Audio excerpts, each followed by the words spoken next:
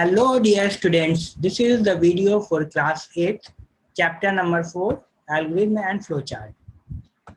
In the previous class, we have discussed the following topics.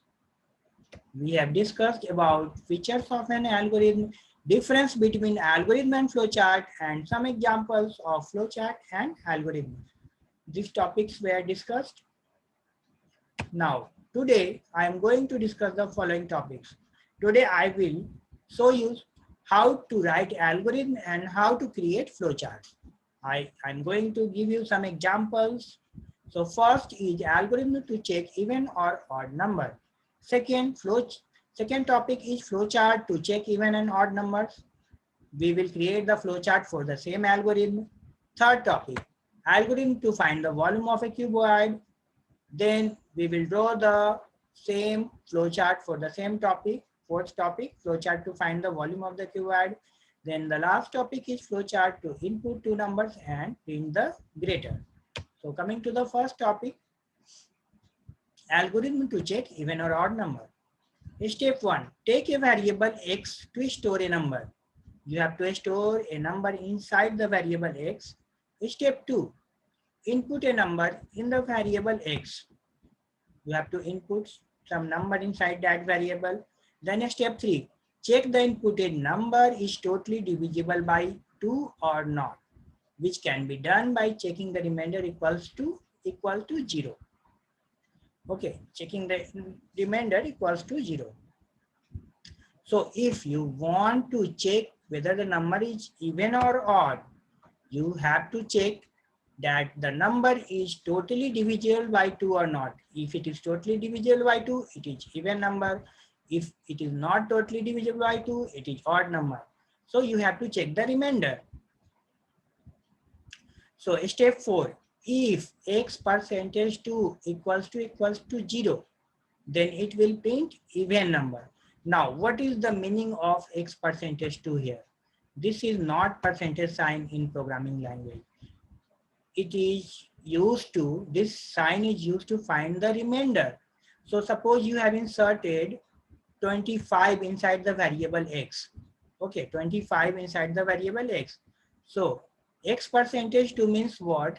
When x is divisible by 2. So you have inserted 25 inside the x. So when 25 is divisible by 2, what will be the remainder? So this sign will find the remainder when it is divided by 2. Okay, so you know very well what is the remainder in this case. The remainder will be 1. So it will check whether the remainder is equal to 0 or not. If the remainder is equal to 0, then it is even number. Otherwise, it is odd number.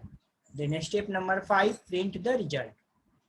So in this way, you can create an algorithm to check whether the number is even or odd. You have to check the remainder. If the remainder is equals to 0, it is even number, and if the remainder is not equals to 0, it is odd number. Now you have to create the flowchart for the same thing. So it will begin with the start symbol, then input a number x, then diamond sign. Diamond sign is used for checking the condition.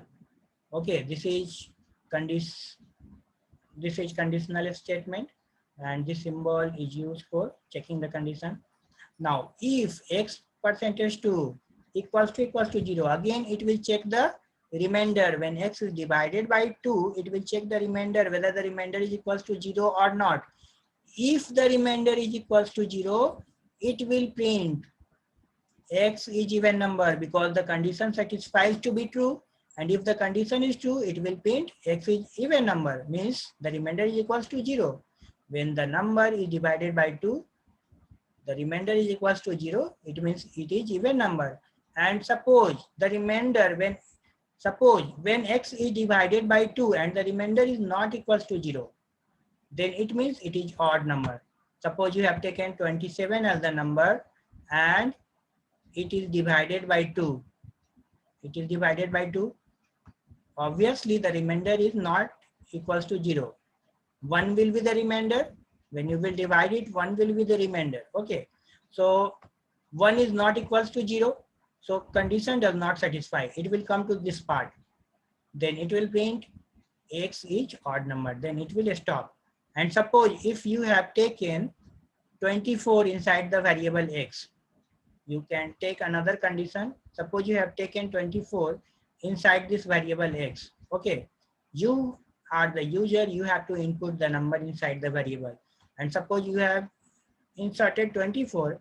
So it will check when it is divided by 2, whether the remainder is equals to 0 or not. If the remainder is equals to 0, the condition will satisfy and the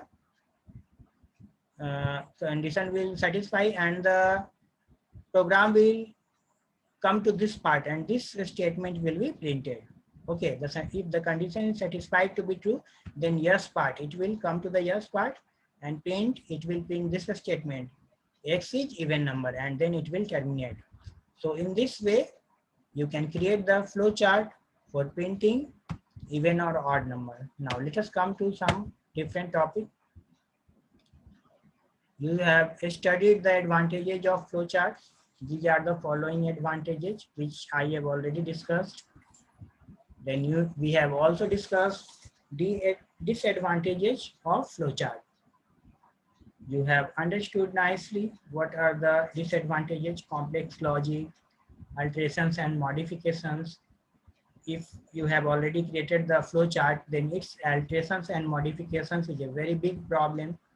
Reproduction of the flow chart is a very big problem because it will take a lots of time and it is a very hard work. Now, coming to the flow chart to find the volume of a cuboid. Okay, so each and every flow chart begins with the start symbol and it ends with the stop symbol. Okay, and both the symbols will be same. Then input and output symbol, both the symbols will be same. Then this is the process symbol. Okay. Now, after a start, you can see input 3 variables L, B, and H of a cuboid. You have to input 3 numbers L, B, and H. L for length, B for breadth, and H for height. Then vol is the another variable. VOL, vol is the another variable to find the volume of a cuboid, and the volume will be stored inside the vol, inside the variable vol. So vol equals to L into B into H. This star sign is known as multiplication sign in programming language, because in computer there is no multiplication sign. This star sign is known as the multiplication sign. Okay. Then after processing the data, it will print the output. So print vol. Vol is the volume of the cuboid. Print vol, then it will stop. It will terminate. Now you have to write the algorithm for the same thing to find algorithm to find the volume of a cuboid. Step 1, take 4 variables vol, L, B, and H. Step 2, input 3 numbers in variables L, B, and H.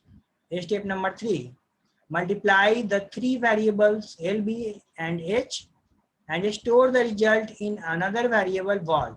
After multiplying, you have to store the result in vol. That is, you can write vol equals to L into B into H. Then step 4, print vol. So in this way, you can write the algorithm. Okay, so this is the flow chart to find the volume of a cuboid, and this is the algorithm to find the volume of a cuboid. Now next and the last topic, flow chart to multiply 3 numbers you have seen. Okay, you have seen that input 3 numbers A, B, and C.